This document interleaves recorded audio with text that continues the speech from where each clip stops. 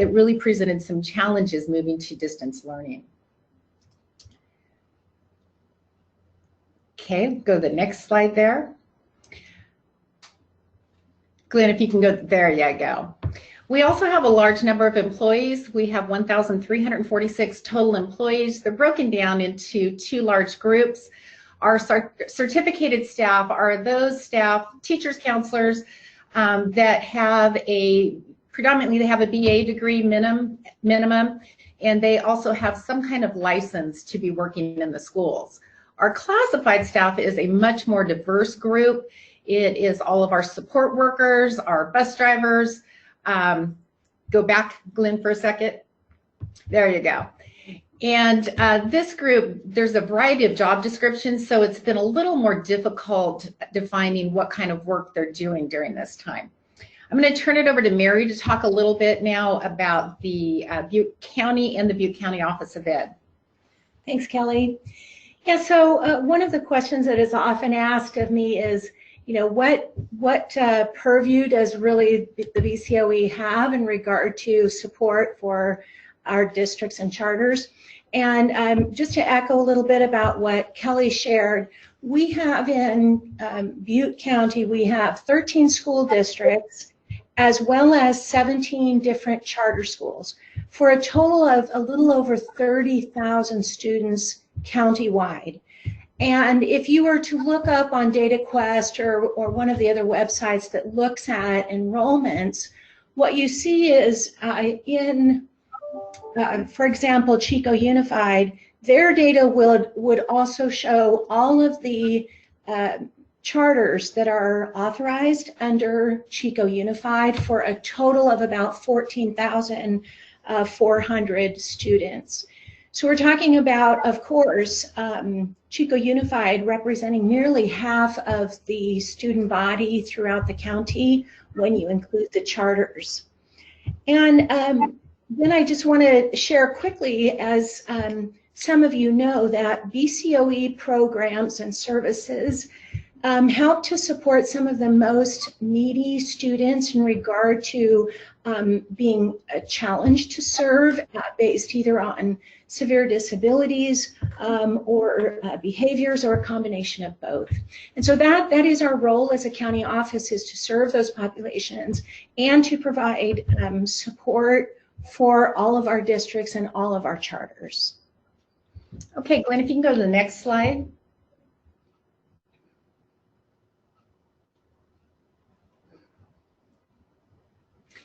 So we developed three main priorities when we started recognizing that things were going to be different under COVID.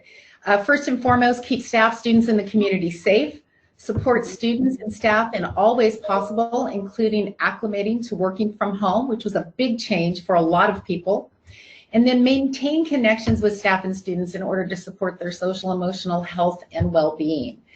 And when we went into this, well before the actual school closures took place, we were having communications with our families and our staff about the need to be safe. And in fact, on March 3rd, we sent out communication really encouraging our families that if your students are not feeling well, please keep them home. If you have a cough or you're sneezing, cough into your arm, and of course, wash your hands. On Friday, March 6th is when the Butte County declared the emergency. And for Chico Unified, this actually ended up, the timing was pretty good because we were getting ready to go on spring break. So unlike other school districts within the county, we actually had a little buffer and some time to plan. We had a meeting with Mary, and I'll let Mary talk about that a little bit, on the Sunday before our spring break started, where we made the decision to push back the opening of school for a couple of weeks. And Glenn, if you want to go to the next slide, I think it looks at the timeline. We don't need to spend a lot of time on that. It was just kind of the early stages, and then go ahead and go on to the next one. And these are just some of the communications that were taking place throughout our spring break. So we found out on that Sunday before it started that we were going to have to move to a distance learning format. And so we began planning. Our district administrative team spent all of spring break planning for when students returned. Mary had many other challenges, and I'll let her talk about that because those schools did not have spring break. Thanks, Kelly. Yeah, one of the things I think is important for you to know is that BCOE actually back in February, when this began to break across the United States, and it became clear that something was going to happen. We didn't know what it would look like or how we would be situated. But so we went ahead and stood up our emergency operations center fairly early on and began having like twice a week meetings to check in with one another. And that's in sort of an internal group that then fans out to provide support out to all our districts and charters. And I was just actually looking at my calendar from March 15th. Now, mind you, that was a Sunday, and the entire day before on Saturday, my phone calls, including my contacts with my own Board of Education, that of course represents all the different areas within Butte County. So in addition to having individual calls with board members, I was also on the phone, and that was just to brief them on how things were progressing. But I was also on the phone with many of my other county superintendent colleagues from around the state, as well as with our superintendent of public instruction.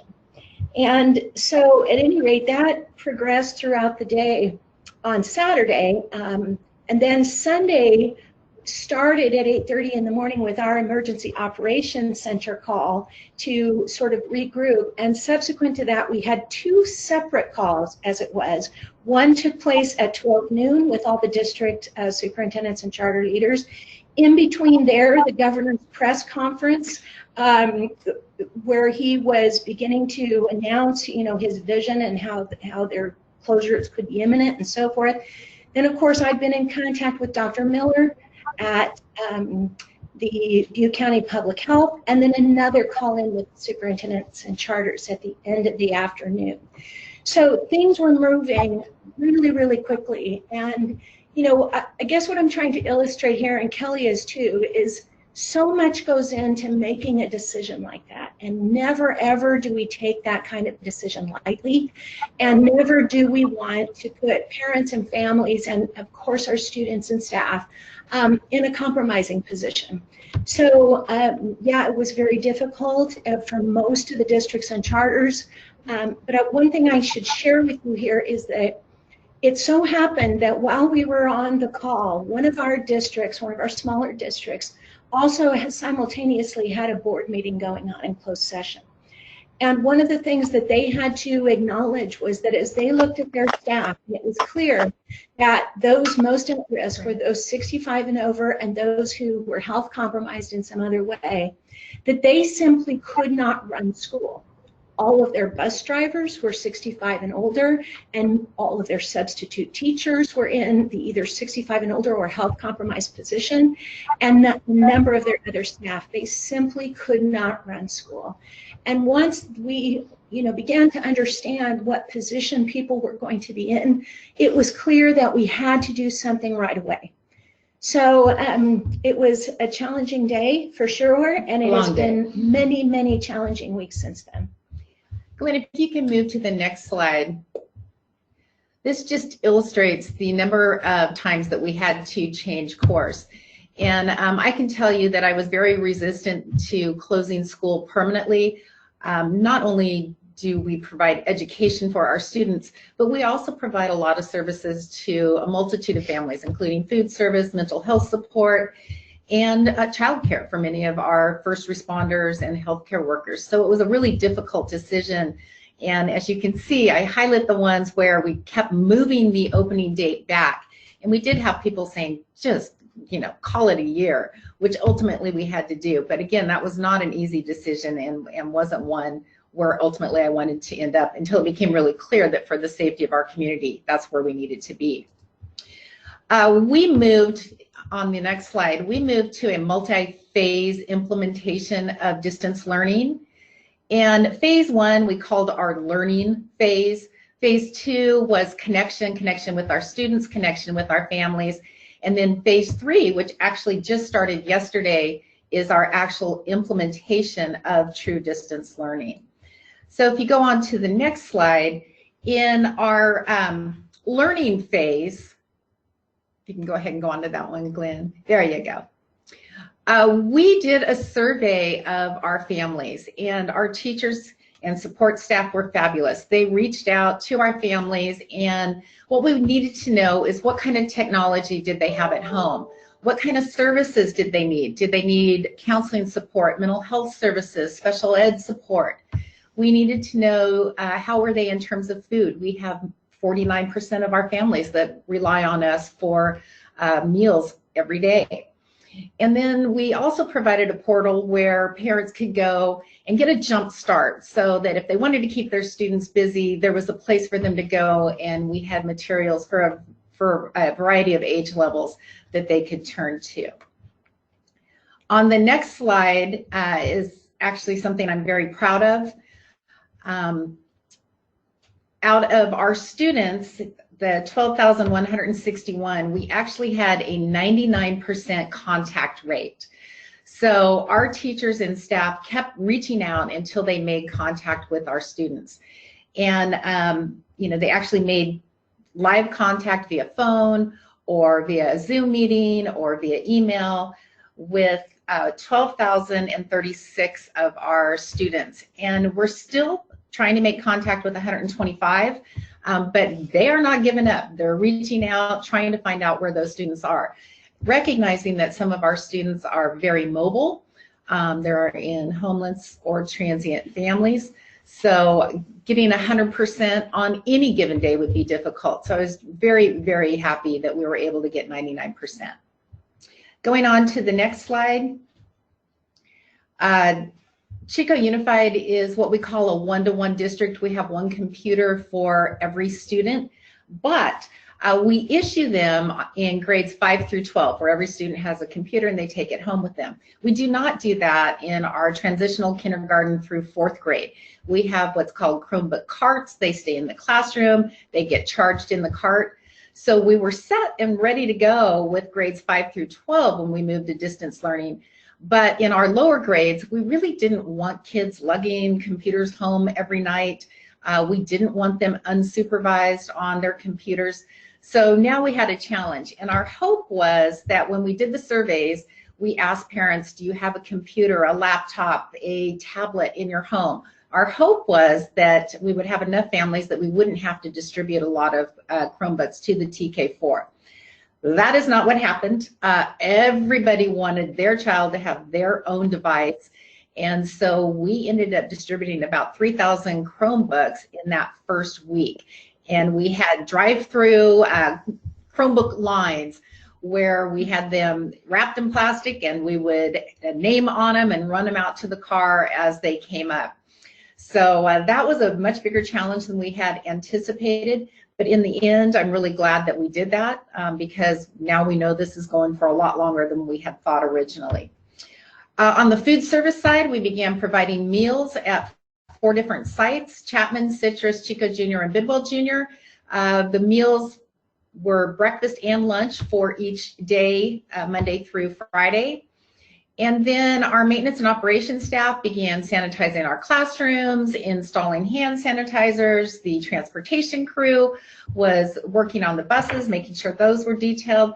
So across the district during that first week, we were hopping and everybody jumped in and did what they had to do in order to make schools what we thought were going to be ready for kids to return.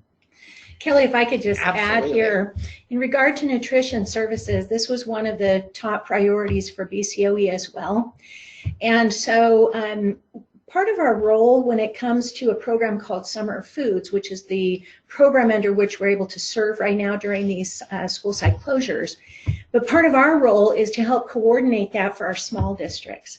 And so it's really exciting to me to know that, you know, in addition to the meals that are being served by Chico Unified, we have about 6,000 additional families being served throughout the county for a total, sorry, I misspoke, 8,000 distributions out to families, and it's a total of about 17,000 meals per day, the equivalent thereof. They're now being distributed on a multi-day basis just to minimize the contact, and I think Chico Unified is doing that as well. Okay, go ahead and move to the next slide. So as we entered phase 2, we called this our connection phase. We have staff members who are very adept at technology.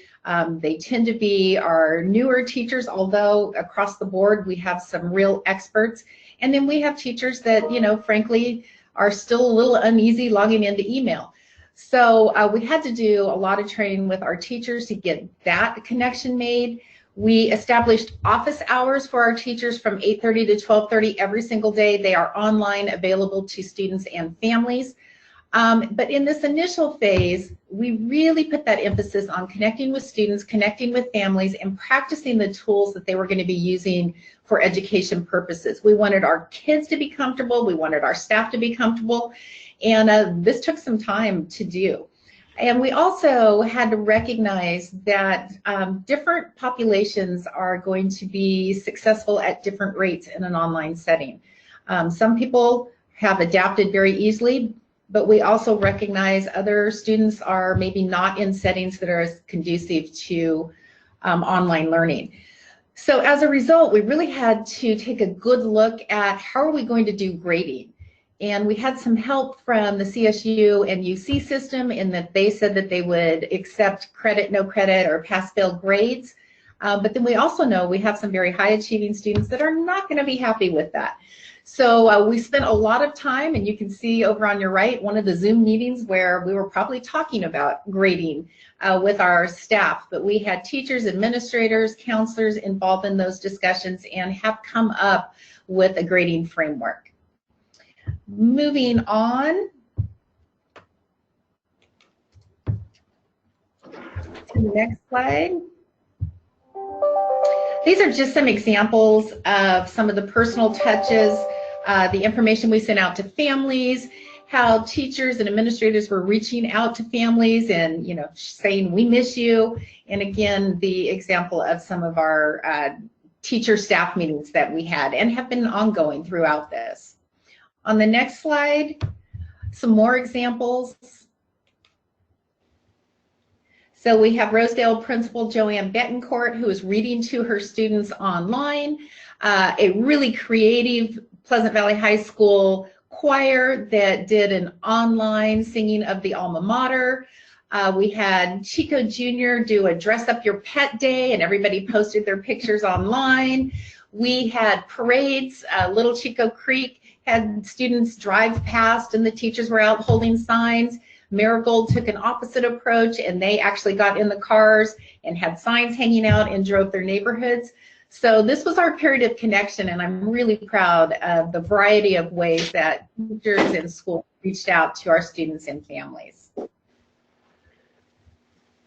Okay, I don't know, do you have anything to add to that, Mary? No, I'd just like to say that Chico has really set the bar high in terms of creativity and been working really hard on our end to make sure that we retweet and repost great news about what's happening with teachers and students and families, because that's really important to the morale of everyone during the closure. Thank you. So as we moved into phase 3, which actually just started yesterday, this is where we are now teaching new material. Students are being exposed to new grade level and subject area content. Our grading expectations have been implemented at all levels, and I do want to touch on that just briefly. Recognizing that online learning is going to be different for different students and that it wasn't a choice anybody made, it was something everybody got put into. We did make the decision to take a do no harm approach with our students. So if our students had a passing grade going into this as of March 13th, they will continue to receive a passing grade. However, if they did not have a passing grade going into it, they have the opportunity to improve that grade. But if they don't and they do not engage, then they could earn a failing grade. So that's just touching very lightly on the grading expectations, and they're posted on our website if anybody's interested in taking a deeper look at that. One of the areas we were really concerned about was both special ed and English language learner instruction. We had our targeted case managers who are bilingual reach out to the families. They help them get their computers set up, the Chromebooks set up to get online, how to connect with lessons. And then our English language learner teachers are having 3 hours of direct instruction, both in small group and large group, with their English language learner students every week.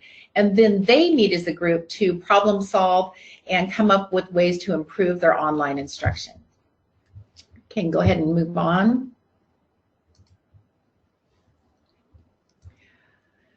Our information technology, our computer gurus are continuing to look at options for access to families that don't have internet. We do have quite a bit of our families that live in very rural areas, Forest Ranch, Nord, Cohasset, that do not have internet service, so even hotspots aren't working there. We have provided information about low-cost cable. We have encouraged them to use the schools as access points for the schools that do have internet service. And then we're actually looking into running what's called internet buses, buses that are equipped with internet up to some of our more rural locations, and then they can come to the bus, appropriately spaced, of course, and download homework assignments. We have instituted a parent technology phone line where parents that are struggling, about ready to rip their hair out with tech, can call in and talk to one of our tech aides, and they will walk them through the issues. And we continue to provide ongoing training and support for our staff, as well as have a hotline for staff to call in case they're facing tech issues. Kelly, if I could just interject here a little bit about some of the challenges around IT around Butte County. We have, as all of you are well aware, we have many rural remote communities that are sprinkled throughout our county. And so we've been working very hard with a number of statewide agencies to really advocate for those students who live in the rural remote areas, including the areas that Kelly mentioned, but also up in Berry Creek and Bangor and even parts of Biggs and so forth. And so, as Kelly noted, there are places where even if we were to provide them with a hotspot, that won't work because they simply have no cell service or access either. So we're trying to look at a number of creative ways to do that and really lobbying heavily at the state level with our providers to be our partners in solving some of these issues. We have been able to confirm that there will be a few of those hotspots and Chromebooks will be coming our way into Butte County in a couple of our real smaller districts. But of course, the amounts that have been pledged so far are really not adequate to meet the needs around the state. So we continue to be advocates for all of our kids, but especially for those who live in those rural remote areas. The next slide talks about nutrition services, which Mary already alluded to. We have now moved to providing meals 3 days a week, Monday, Wednesday, Friday, but we're providing 2 days worth of meals on those days. So when a student shows up on Monday, they get breakfast and lunch for Monday and Tuesday. And one of the advantages is that on Friday, then they get breakfast and lunch for both Friday and Saturday. So our families are really only having to go 1 day without the support of meals being provided. We also have found that the economy is changing and we have new families that are becoming eligible for free and reduced meals, and we have support staff working with them to complete that paperwork. On our maintenance and operations side, recognizing we are now done at the physical plant stage for the remainder of the year, they are doing accelerated summer cleaning. I have told them that we have 2 additional months to get our schools looking wonderful, so I want them to sparkle. Our grounds, our classrooms should look better than they have ever looked, and they are out there doing that. You know, certainly we're having to work around the teachers that are still using their classrooms, but we want them there so that they can provide that quality education that our students are used to receiving. On our next slide, just want to reinforce that none of this would be possible without our amazing staff. And this isn't true up and down the state. There has been labor strife, and I think even in our own community. But we have been incredibly fortunate to have very professional, positive, solution-oriented union leadership, as well as employees. And they recognize we have to educate our kids, we need to provide for them. So we truly have been in this together, and I cannot thank them enough for their leadership in that area. On the next slide, it talks a little bit about, we did work with both unions to develop a COVID MOU. That was done very early on. In fact, I think the first or second day we came back after spring break with our Teachers Association. So thank you, Kevin Moretti, for your assistance and positive solution-oriented outlook there. And then on the certificated side, we've continued to staff for next year. We are doing our teacher and administrator interviews by Zoom, and in fact, those are now all done. So we really feel like we got to jump on the hiring process for next year because we did have several retirees. And I don't know, Mary, do you anything you want to add there? I'd just like to echo Kelly's sentiments that we BCOE as an organization, of course, we have relationships with our classified unions. We have 2 separate units, and then of course our teachers union, and we're very, very grateful and appreciative that they've really tried also to be solution oriented, as well as our management group. And so I think what needs to be recognized is Kelly's leadership makes a difference, and that cannot be overemphasized, that her tenure, her long tenure here in Chico Unified, and her ability to weather many storms really speaks to what she's been able to do in collaboration with all of the different employee groups, as well as really leading a top-notch team. I mean, we could put Chico Unified up against any district around the state in terms of high quality and great leadership. Well, thank you, but it really is a team, and it's quality across the board, from our classified staff to just amazing teachers and great administrators. So I wish I could take credit, I can't, but thank you. Moving on to the next slide. Our classified group is our very diverse group, and they also have been very positive and solution oriented to work with. The state level has given us a little bit of pushback, so we just signed with our local level CSEA on April 16th, which was last Thursday. And part of the problem is it's not the same for everyone. So maintenance and operations, we have a need for our rooms to be clean. We have a need to sanitize. So our maintenance and operations staff are working daily and working full hours. On the flip side, we don't need all of our bus drivers. We're not transporting kids right now. Nutrition services, we're not serving near the number of meals we normally do. Office staff, without kids coming in, we don't need as many. So they're working a modified rotational schedule, but everybody is on call during their work hours. So if we need them, we call them and they are to come in. And then those classified staff, for example, campus supervisors, we really don't have any students to supervise, so not much within their job description for them to be doing right now. So they are doing some of the mandated trainings at home, online, and also remain on call. And actually, we were having some vandalism at our sites, so we did call the campus supervisors in, and they've been supervising the campuses, sans kids, but making sure that there's not vandalism going on. On the next slide is really the part that we're focused on now, and that's what we're calling phase 4, what's next, ongoing. Probably the question I get asked the most is, what about graduation? What about promotion? What about senior activities? And the real answer is, we do not know. Those are very contingent upon when the stay-at-home order is lifted. But I have to tell you, kids are amazing, and our seniors are planning for every possible scenario.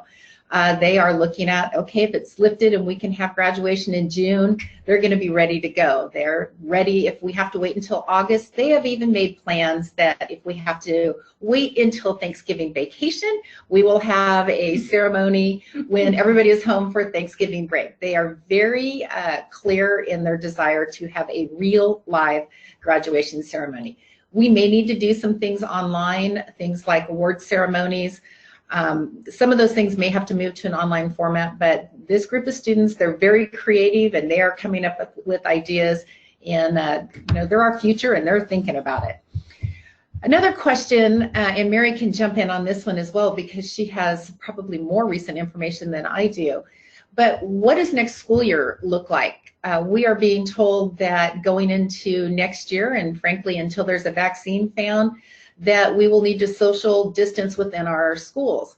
And I can tell you, with 30 to 35 kids in a 900 square foot classroom, that's social distancing is not going to happen. So we're going to have to look at structuring things differently.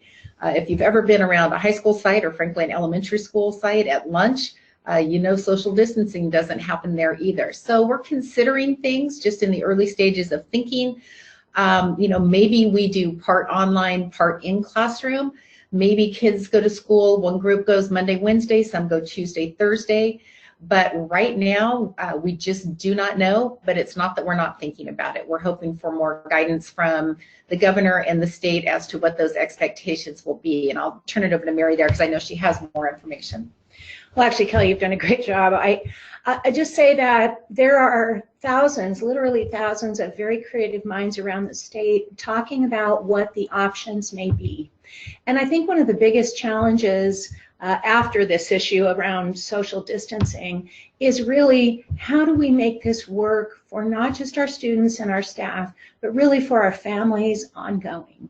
If this pandemic continues to be, you know, as Kelly said, continuing until there's a vaccine or some other solution is going to be really difficult. And, you know, imagine what it's like in a preschool classroom that's designed to operate, in Kelly's case, an all-day program. In the cases from BCOE, only a half-day program. And all these different questions around ratios and spacing, all of these things are going to have to be considered. But I do want you to know that we're on it, that we're talking about it, and we're really considering every possible idea. And Glenn, I think I'll wrap up with the next slide, just because I do see that we are out of time. But the other thing I did want to mention is that because construction is considered essential, we are continuing our construction and our renovation work at Emma Wilson, Marigold, Neil Dow, and we're in pre-construction planning and the bidding phases for the culinary arts building that will be going in at Pleasant Valley High School.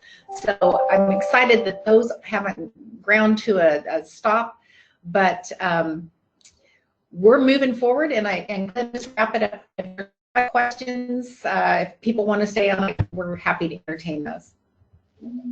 All right. Well, thank you both. We have excellent presentation, and I tell you, we are so fortunate to have the two of you leading our education here in the county and in the city, and even more fortunate to have the two of you part of our club. So thank you so very much for presenting today. We, as you both well know, we are in our centennial year, and we are working on hopefully this summer we'll get started on our park project at Centennial Park on Ceres Avenue, and we'll be making a donation in your name, in each of your names, to that effort. So thank you so very much. Thank you. President Glenn. I will leave the meeting room open, and so unmute yourself and feel free to chime in with questions, and we'll go from there. So, okay. So thank you both, and thanks everyone for joining. All right. Thank you. Thank you. Good job, ladies. See you, Glenn. All right. So, Thank you. any questions for Kelly and for Mary? This is Gordon. I have just a comment. I think we are really lucky to have these kind of people running the school districts, and they're very well prepared for this meeting and what's going on. So thank you very much. Thank you, Gordon. Thanks, Gordon. And Thanks to Kelly for inviting me today. I think the two of you have a book deal out there somewhere. I mean, you two have been through so much in the last few years. I'm just ready for a year of calm. Yes. Oh, I know. Thank you, both of you guys. Amazing job. Thank you, Mary. Thank you, Kelly. All right. You can call either one of us if you have questions. And hold on real quick. Any other questions as people kind of unmute themselves? Outstanding presentation. Thank you. Thank you. This is Dana. I just want to say a little perspective here. My son and his wife both teach up in Sparks and Reno, and they are not as far along as you are. And I was so impressed with your presentation and what all you're doing to really bring in 100% of our students. So well done. Thank you. Team, all team. Yeah, yes. That's it. So any others? Speak now or call them later. So. All right. Well, hey, we'll wrap it up. Thank you, guys. Thank you very, very much. And we'll Have a blessed day, everyone. see you soon. Bye. Take care, everyone. Bye-bye. Bye-bye.